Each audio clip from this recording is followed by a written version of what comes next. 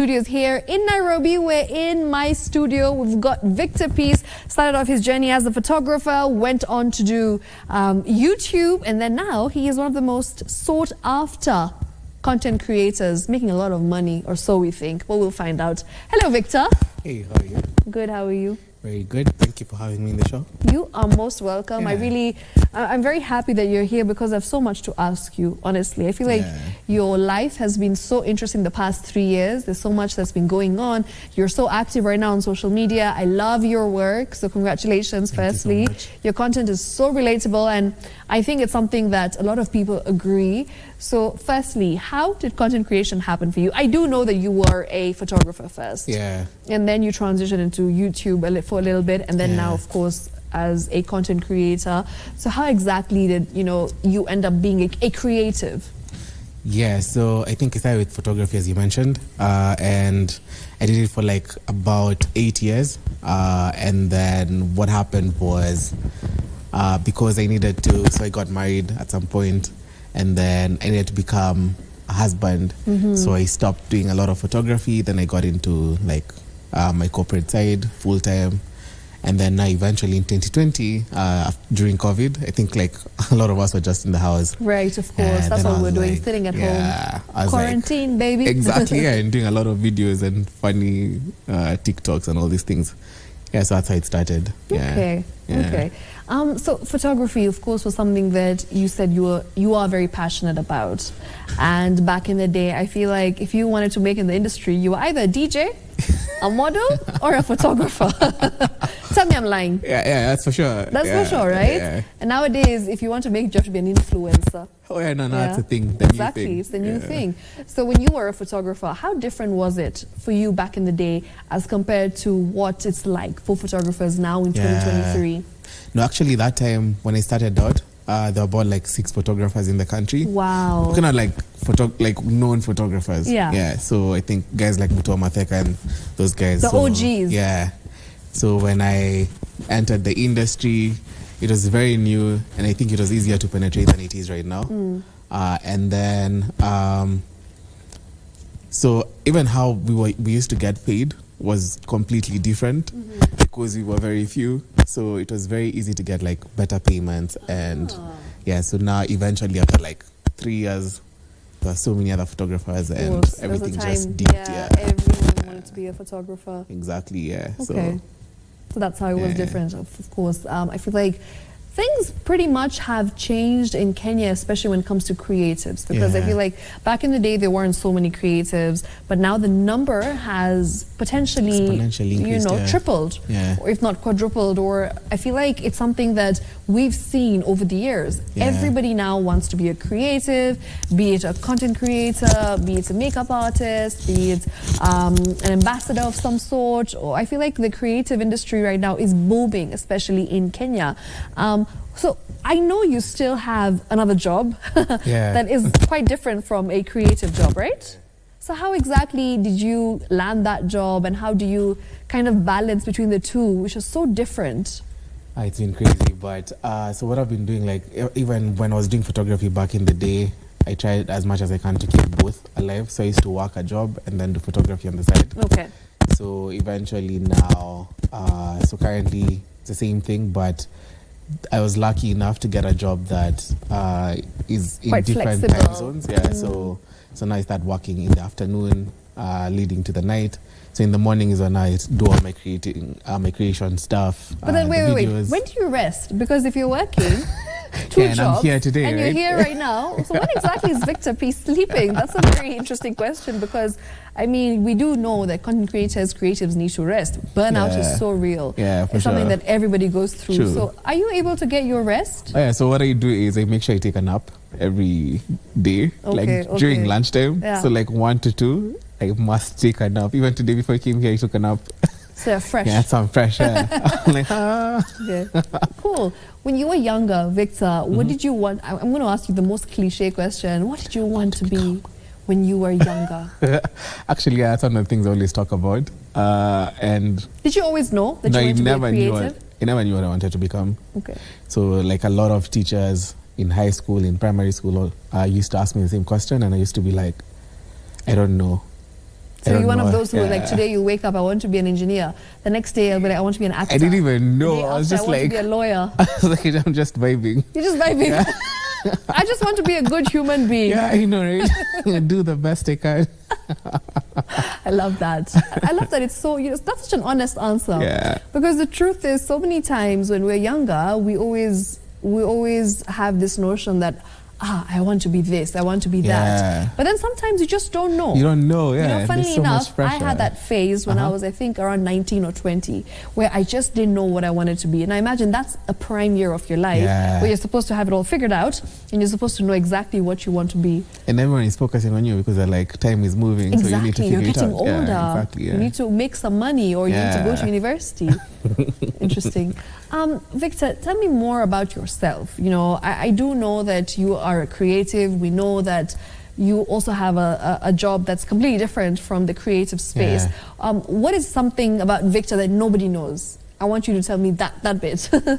That nobody knows? Yeah. Wow. Some of my confessions. And like, I feel like maybe I've said a lot on socials. Okay. Yeah, but some of the things that I tried out before all these things is, at some point I was a rapper. A rapper? Yeah. Hold on. In high school. Yeah, I was the biggest rapper in our high school. I even got a certificate for it. What? Can you drop some bars right now? Yeah. Let's do it. Let's do it. Let's go. Na little Miss Sunshine, you shining bright. Na in your eyes, starry nights. I know we said last time was the last time, but come tonight and we'll decide who gave you flower, superpowers. She wanna be bad, I will allow her. She wanna go back home in about an hour. Yeah, that's right, PG. Wow. Drops the mic. There's no mic here, buzz, but drop it all. That was good. That was not bad, eh? Okay, so rapper, what else? I did spoken word. Okay. As well. So I used to organize events in uni. I was the chairperson for the arts club there. So I used to like organize poetry events and then make money out of it. Then what else? Also started an e-commerce website back in the day before Jumia came into the picture. Right. Yeah, I tried that as well. I've done so a you've bunch really of done it all. all. I was like, I had to make it, It's really cool. I like that. I like the fact that, you know, you weren't afraid to fail. Because I feel like so many times in life when you're trying different things, something that holds you back is the fear of failure. True. And it's good that you are out there regardless of the outcome, which is incredible. And I feel like that's the spirit that the Gen Zs have these days, right? Like they don't really care about it. Try anything. Tomorrow I'm going to be a pilot if I want to. I'm going to be up there with my wings. You know what I mean? So it's nice that you actually had that in you, even though you're not a Gen Z, you're a millennial. Maybe I am. Oh, really? Are you? Yeah. See, we're Gen Zs. That's what I am. I don't know about you. I'm a Gen Z as well. Okay, cool. As far as I'm concerned, That's fine. As far as you're concerned, you're a Gen Z. Victor, tell me more about, you know, the fact that you've got so many different interests in life, right? You are doing so many different things. And I feel like sometimes it's so hard to actually excel in all of these things because they say jack of many trades, master of none, right? Do you ever feel that way? Do you ever feel like because you're doing so many different things, it's so hard for you to shine in one particular, you know, aspect of life? Yeah, so I think how I picture it in my mind is I have two journeys. Like I do two things. It might look like a lot of things, but in my mind it's two things. Yeah. So there's like the work side, the career side, the technology side. So that one has its own life. And then there's this other side now, the creative part. And so I don't box the creative side in one particular box. I think of it as an evolution through different phases. So from photography to all these things just tie into each other. So everything that I did in the past, for some reason has come together to make the person I am right now. Content. So I feel like it's just two things. So I don't think that's too much to juggle. Well, that's very interesting. I like that because, you know, you just label yourself as a creative. It's not really a content creator or a photographer. Yeah, that's nice. Victor, when you were growing up, right, like who was your biggest fan? My biggest fan? Yeah. It was actually just me and my mom. So I guess Your mom. She had to be. Yeah, probably annoyed her a lot. Yeah, you were. Yeah, I was everywhere. Like, was she ever very strict in the sense, like, did she ever tell you that no, you have to become a lawyer or you have to be an accountant? Because I feel like our parents from back in the day, there was this notion that to be successful you have to have a white collar job. You need to have a 9-to-5 job. You need to be in an office employed. No one really understood this whole space of creativity, right? So was she one of those, or how did you navigate that if she was? I think I progressively opened her mind. I like that. By challenging her like many times. So like I'd tell her a lot of things that I wanted to become. There's a time I wanted to be a violinist. So I was like, I need to get a violin. And this is what I'm going to do for life. Then she's like, then now even in uni after doing my degree, I was like, I don't want to do this degree thing, like the IT side. You're always a rebel, why don't you? I was like, I want to do photography. And then she's like, photography? Watch your figure picture. Then eventually she saw. So I think every time when she's doubted something that I'm saying, when I show her how it can actually happen, then she relaxes and then she believes in the process. That's amazing. Yeah. So even right now, like with the content creation, when I told her what I'm doing, she's like, you're putting your life out there. Then eventually now we're even acting with her in some of the videos. That's amazing. You actually opened her up to all these different things that you're doing slowly by slowly. Yeah, you just know, like sneaky. Like, just respect the process, mom. Yeah, exactly. That's amazing. And when it comes to your content creation, how exactly did it happen for you? Because a lot of people out here are trying so hard to make it big in the content creation space, but they just don't know where to start or how exactly to get those brands to come on board. So how did it work out for you? Yeah, I think what my philosophy, which might be different for everyone, because I think everyone's journey is different, but what I'd say is just perfect whatever you're doing. So first of all, understanding your audience, creating a niche for yourself, and then more so just working so hard in that field that you're in to make sure that people actually resonate with what you're doing. And eventually now you don't need to go and approach these clients. All you need to do is just do your best, and then you'll start finding people coming to you and giving you jobs and everything. So I've never had to pitch for a job. I think we're having this discussion. So I think when you excel in whatever you're doing, eventually people start coming towards you, start attracting what you're putting out. And what would you say has been one of your biggest challenges when it comes to content creation? You know, something that you believe has always been an obstacle and it's been hard for you to overcome. So maybe you can tell us what exactly that has been for you. I think there are two things. So one is that I don't like the administrative side. Yeah, of course. Yeah, I don't like paperwork. Yeah, the details, like the mundane tasks and all those things. So at least that one I was able to sort out by creating a small team. But then the other big thing that I still struggle with even up until now is I think it's just matching expectation. So whenever you create something and people watch it and they like it, then there's a lot of pressure to now come up with something else. And you don't even know what's going to happen. And then in the age where we don't have control over the platforms, so like Instagram tomorrow, the algorithm will be like, I don't like you. Honestly, I go through this. Exactly what you've said has been one of the greatest reasons for me to feel anxious. And I feel so, it just puts you down sometimes. It's very intimidating not having control over the algorithm, because you can put in so much effort on a particular video. You can literally splurge a lot of money on it, and then guess what? It gets like 2,000 views, and you're like, Instagram is like, we're not doing this today. I don't like you. I definitely don't want you to excel today. So that's totally one of the biggest challenges right now. Okay, interesting. Do you know, I like that you really owned this space when it comes to cleanliness. You know, it's so nice to see, and it's so refreshing to watch a man who is so into cleaning his house.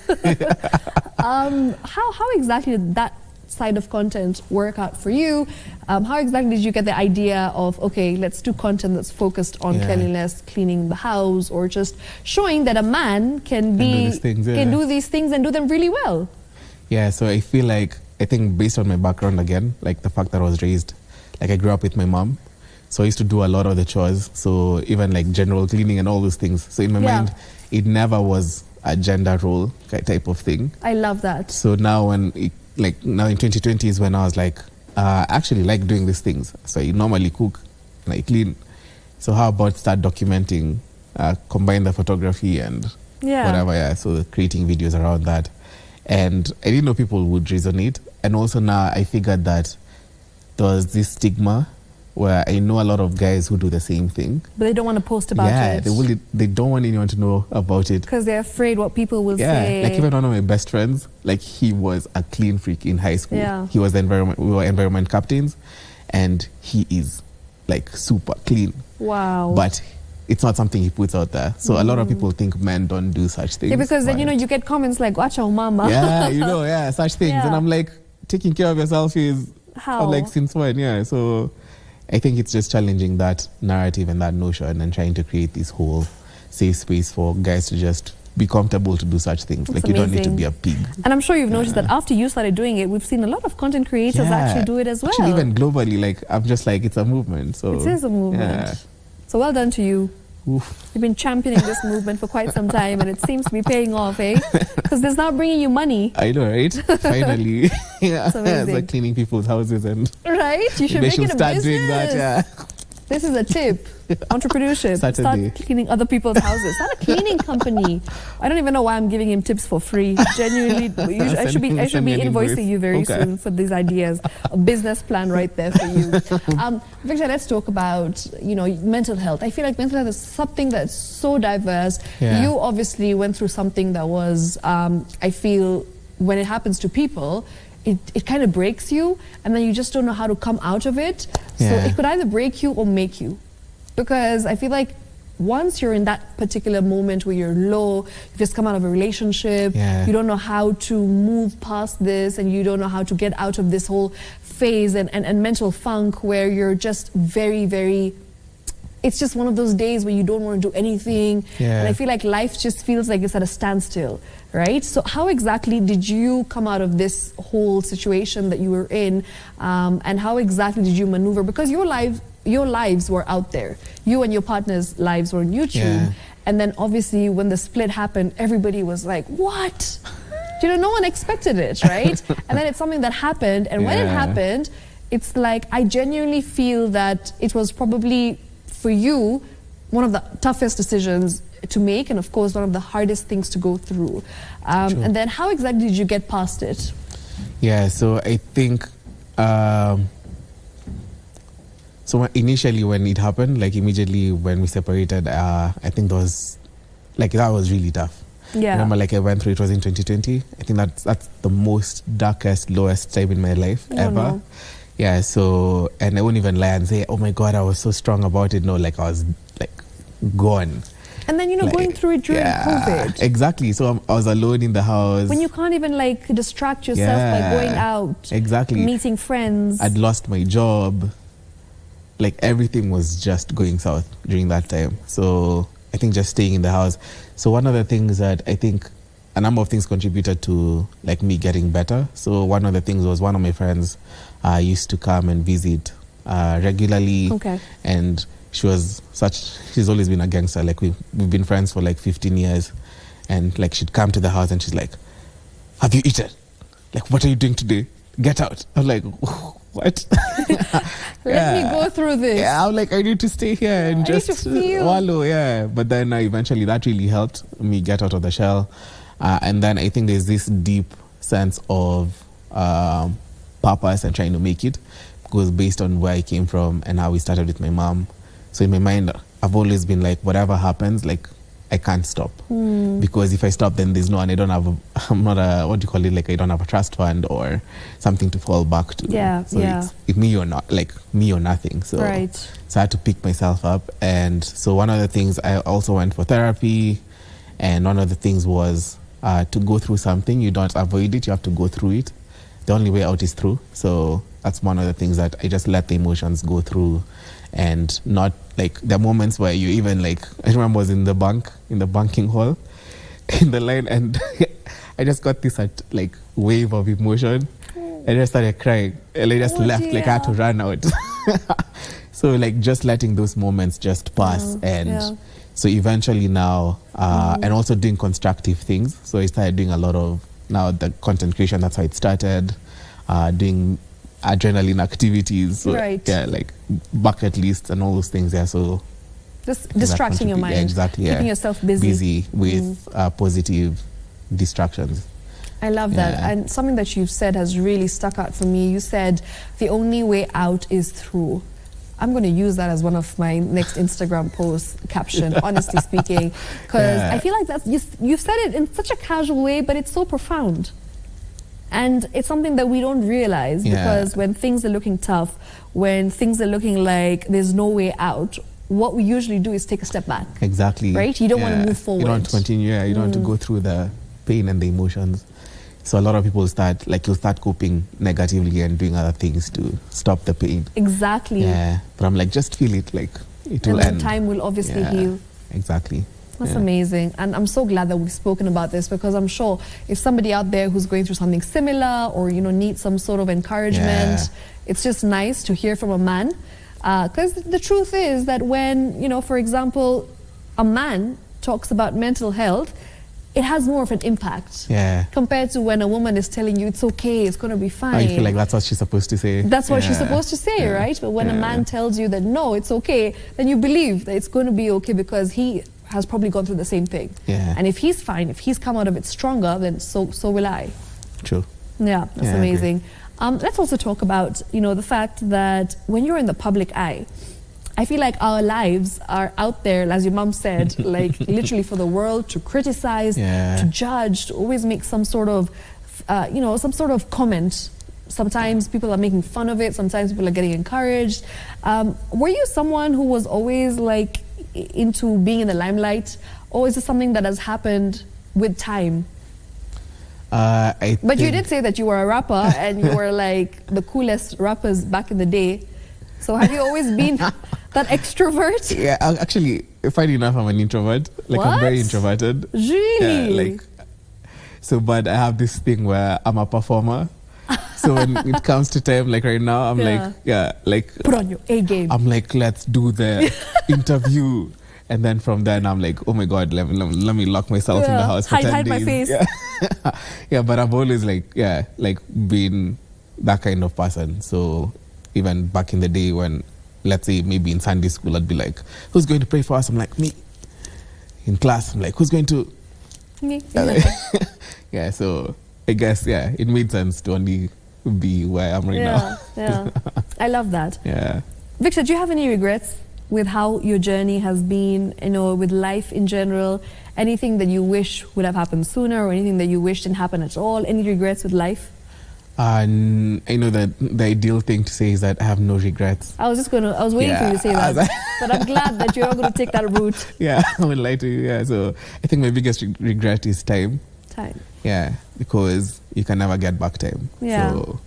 So all the things. Any time wasted. Yeah, it's just gone. Yeah, so I feel like that's my biggest regret, in the sense that I know I'd have used it better, but at the same time, I think everything that happened or everything that has happened in the past is what has contributed to who I am right now. So I'm guessing then, it made sense. But if I was able to change something, it would be that, like, change a couple of things. Yeah. In time. Yeah. I like that. That's a good answer. Thank you. Thank you for that. Thank you for being honest. I felt like an exam. The biggest exam right now is, I'm going to ask you a question. Okay? So if there is somebody that you really look up to in the content creation space, I want you to give me one name locally in Kenya and one name internationally. A role model, someone that you're just like, this person is just, doing the thing. Actually, because how you're looking at me right now, it's actually we saying Shiksha. No. No pressure. No. That's I was sweating. It's okay. Go ahead. Tell us. I'd say Jackie here in Kenya. Okay. Yeah, she's funny. Oh my God. Jackie Matubia. No, Jackie. What's her name? Oh, Jackie VK. Jackie VK. Jackie's hilarious. So every time when I hear the song Water, you look. I remember the video on the broom. Yeah. No, and I really like that answer, because I feel like Jackie has really just rebranded. Before we used to know her as a content TV, creator, and then obviously on TV. Now we know her as a comedian. She's so funny. So she's hilarious. So I love that. Yeah, and internationally, I think one of my biggest people that I resonate to is Christy. Okay. Yeah, Christy Sarah. Okay. Yeah. Now we're best friends because like she shares my content and I'm like, I see you. Thanks, girl. yeah, I'm like, but homie. she's hilarious. Yeah. So I feel like maybe that's what I'm gravitating towards, like the comedy side. Yeah. So you're going to be a comedian next? No. Is Please, that what no we're... titles. Yeah. No. No. I'm Stand-up comedy? No? Okay. Victor, in the next few years, I genuinely feel like at the moment, the content creation space is so saturated. Yeah. And I keep telling people, including myself, but I never listen to my own advice. I'm like, you need to make a brand. Yeah. With this content creation space, you need to have an asset. Because nowadays, it's like you're working for someone. You're exactly. kind of, you're employed. Yeah. That's the truth. Yeah. As much as you are not a 9-to-5 employee, you're a 24/7 employee. But I feel like you're still under somebody. You're still employed by somebody. Yeah. So in content creation, I genuinely think that you should do something for yourself. In the sense, own something, come up with some sort of business that could possibly be intertwined with content creation. What do you see yourself doing in the next few years? Because I do know in the next 2-3 years, it's going to be something bigger than content creation. I don't know what, but there'll be something that's going to be even bigger. Yeah. So I think two things. So one thing I feel like in terms of that whole dynamic, because I'm sure like it's going to be affected eventually. 100%. Similar to how other industries have been affected. So, but I feel like the biggest social capital is the people. So the people that follow you, if you can be able to like really engage with them. So for me, that's my biggest asset. And I always say that those are the people I'm focusing on. But then the other thing in terms of business and trying to grow it out is what do you call it? So I have a brand called Domesticated. Okay. So it's been running for the past 1 year. So I sell home cleaning appliances and those kind of things. So at least that's what I want to do. That's so on brand. Yeah. So I just like vacuum cleaners, all those things. Yeah. So that's what I'm trying to blow up in the next year. Yeah. I like that. Yeah. I like that. Victor, as we wrap up, what are some of the things that you would like to tell aspiring content creators and just people who are struggling to break through in this space? Yeah, I'd say be very sensitive to what's happening around you. So especially like when you're like, first of all, create content, like create because you love creating, and not just because you're trying to get a client and brands. So if you don't enjoy it, people will notice. So and like you can even see like through your content, because I see you doing whatever you're doing and I'm like, like, that's a vibe. So like if you don't enjoy it, then people will notice. Then the other thing is consistency. So just keep doing what you're doing. Eventually something will pan out and people will notice, as long as you're doing it well. And then lastly, the sensitivity part. Always be sensitive about what's happening, in the sense that if you see something is not working and it's not been working for so long, like pivot. Start pivoting and try to change the idea and move it. Don't stop content creating, but just shift the idea, and then that's how it becomes something eventually. So those are some gems. Like that's a gem right there. Solid advice. Who told you that? Who told you all of this? See, I'm just wise. You're just wise? It's like Gen Z's are wise. I'm just wise. No cap. Do this. Love hard. Victor, apart from content creation, what do you see yourself doing in the next few years, and what's something that you've always wanted to try out but you've never got the opportunity to, and maybe now is the time to like try and expand your horizon? I definitely feel like building a lot more securities. So in the sense that maybe building properties, because I'm really, it's one of the things I really want to do in this coming year, or maybe the next couple of years. And then more exciting stuff, adrenaline stuff. So they say I need a couple, so next year I want to do shark cage diving. Just want to live your life. I don't know how much life you'll be having left after you go into that cage and there's a shark right in front of you. No, as long as I take a nap, I'll be fine. You'll be fine, You'll be okay. I believe in you. And with that, it's time for us to wrap up. Thank you so much, Victor. It has been an absolute pleasure. What a lovely conversation. So refreshing. I feel like you are where it's at. Do you know what I mean? Am I making sense? I get you, because I feel the same way. Yeah. This year has been so great for you, and we love to see it. I genuinely feel like you have actually just gone above and beyond in your content this year, and it shows, which is why brands love you. So congratulations and keep shining. To you too. Oh, thank you. Yeah. Wait, skirt doesn't rip. Love, it's all love here. Gen Z vibes. I'm going to hand you to another Gen Z called Jax. Okay. And he will be taking over for the next hour and a half with Disco Funk. So make sure you tune right here to get that Friday fever on. That's it from Victor and I. Find us on our social media handles. Victor, what's your Instagram? Victor Peace everywhere. At Victor Peace. Catch him on Instagram. Do check out some of the content that he does. It's incredible. It's going to leave you with a big smile on your face. I can guarantee you that. And I'll catch up with you next week, same time, same place. Good night. Shiksha Arora signing out. Bye.